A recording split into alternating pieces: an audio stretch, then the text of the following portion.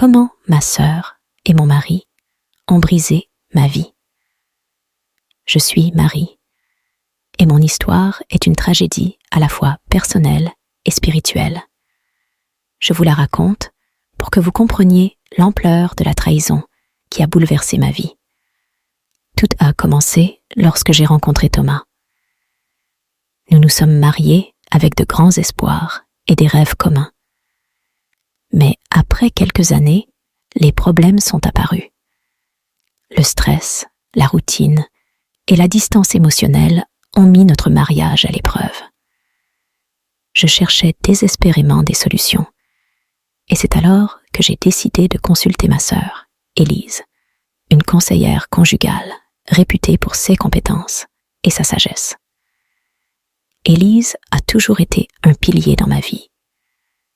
6 conseils étaient clairs et réconfortants. Lors de nos premières séances, je lui ai confié les difficultés que je rencontrais avec Thomas.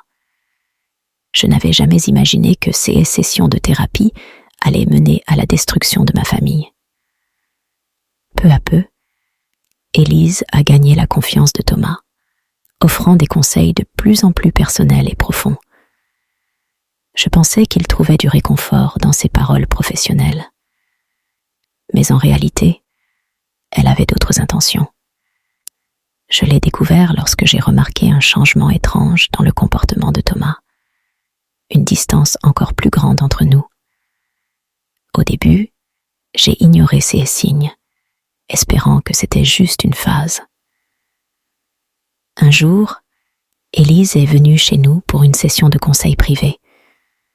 Je n'étais pas là, me disant que Thomas bénéficierait davantage d'une conversation sans ma présence.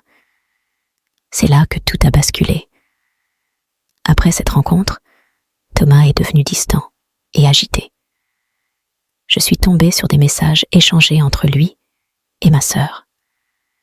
Mon cœur s'est brisé en 1000 morceaux en découvrant que ma sœur était enceinte de mon mari. Le choc et la douleur ont été dévastateurs. Je me sentais trahie par la personne que je croyais la plus proche de moi, et par mon mari, qui avait abusé de sa position pour satisfaire ses désirs. Leur relation avait commencé sous le couvert de conseils professionnels, mais s'était transformée en une liaison. J'ai confronté Élise et Thomas. Leur réaction a été déconcertante. Élise a essayé de justifier ses actions en prétendant que c'était un acte d'amour et de compréhension mutuelle. Thomas, quant à lui, a exprimé des remords superficiels, se concentrant sur la façon dont il voulait maintenant réparer les choses. Je me suis retrouvée seule avec ma douleur, cherchant du réconfort auprès de mes amis et de ma famille. Mais beaucoup se sont éloignés, incapables de supporter la lourdeur de mon histoire. Finalement, je me suis tournée vers la foi, cherchant des réponses et des moyens de guérir. La foi m'a offert un espace pour pardonner, mais la cicatrice est restée. Élise a quitté notre vie pour vivre avec Thomas. Ils ont eu un enfant, mais leur bonheur semblait toujours teinté de culpabilité. Quant à moi, j'ai reconstruit ma vie avec détermination, cherchant des façons de me réconcilier avec ceux que j'avais perdus. La trahison m'a appris à être plus forte et à faire confiance à Dieu pour me guider à travers les épreuves.